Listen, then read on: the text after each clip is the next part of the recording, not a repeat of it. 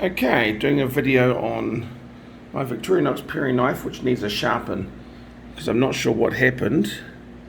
We were moving and it was used for cutting God knows what, but you can see lots of light reflecting there, like it cut on a piece of concrete or a plate or God knows what, because this one's very thin. So I thought I'd just do a quick video to see touching this up to a usable state and why I like steels that are very easy to grind and soft like this, even though they might not stay sharp the longest.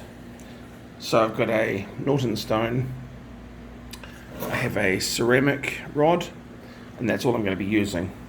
And we've got some notepad paper, some of this stuff to test it out. Now let's hold the camera and balance it on my desk, and hopefully it won't fall down.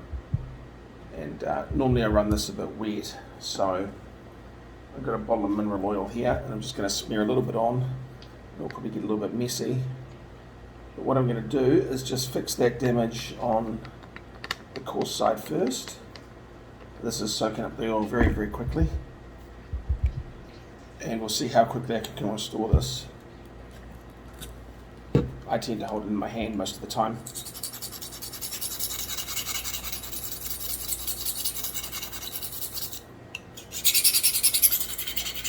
Sounds bad because that's the side where the damage rolled over.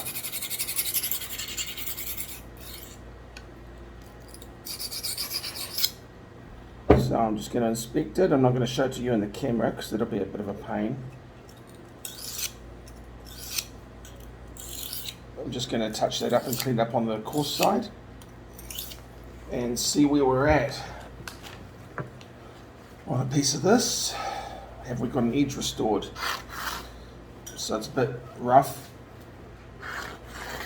but we have got it. I said the tip's bent too. Someone tried to pry something with it by the look of it.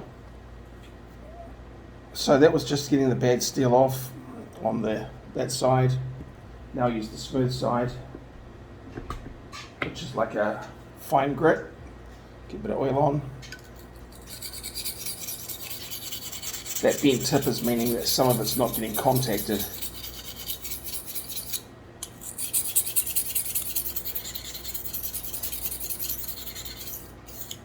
And that's just to clean up the edge.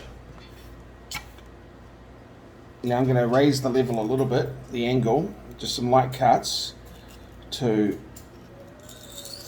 cut any burr. This is extremely light at about 35 degrees.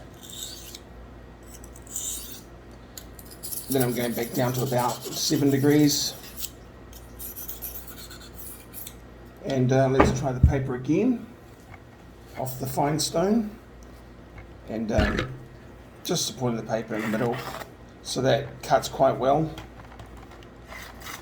If I take to my arm, we'll see if it can. So it's already taking hair off. If that focused, you'll be able to see that.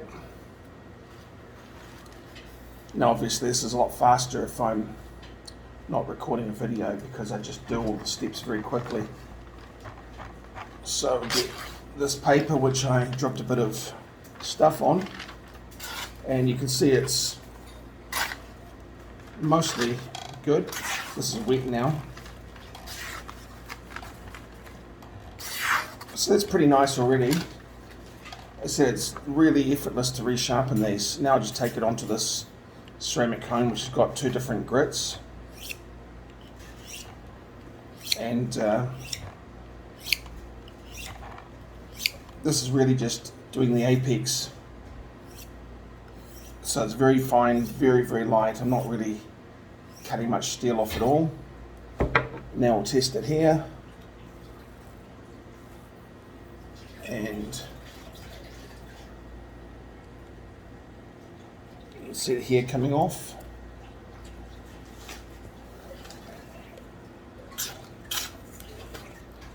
And for me, that's a serviceable edge, which, as you can see, takes such a little effort, requires a quality but not super expensive stone, and it gets it to a level that is sufficient for my needs for this type of knife. it's not really at cutting this yet. That would require a little bit more effort. If I hold it, it'll do a draw. We'll see if I can just touch it up a little bit more.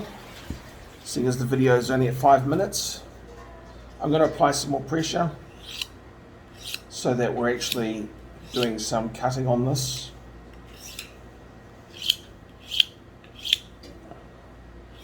Now I'm on the smoothest bit.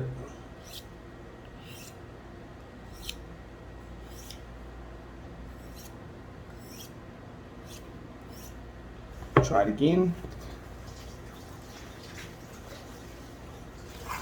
And you can see that it cuts quite nicely now with a draw slice. A bit teary when I do a push.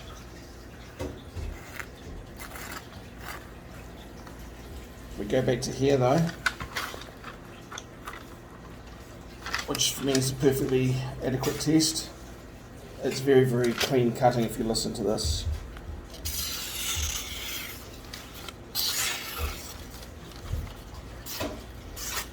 So that's why I like Victorinox steel and all these grades of steel, because you can use them very, very hard and it really doesn't take much to put them back. So that allows me to put 8, 9, 10 DPS angles on these and get that performance and not be concerned about any damage they get, because the damage is repaired very easily. And I don't know if I've got a plastic bottle I can chop up. Let's pause this and see.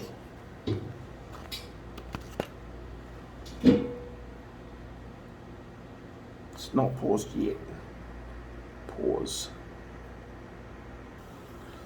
So it's actually hard to press pause when your camera's just free floating. So this is quite a flimsy plastic bottle, which if you try and cut with a thick knife, it'll just deflect. Let's try this out. So the advantage of a thin knife, I don't care if it gets damaged occasionally in hard use, because 95% of the time it gets no damage at all. Yeah, really great knives. Put a sheath on it, you got a very good tool.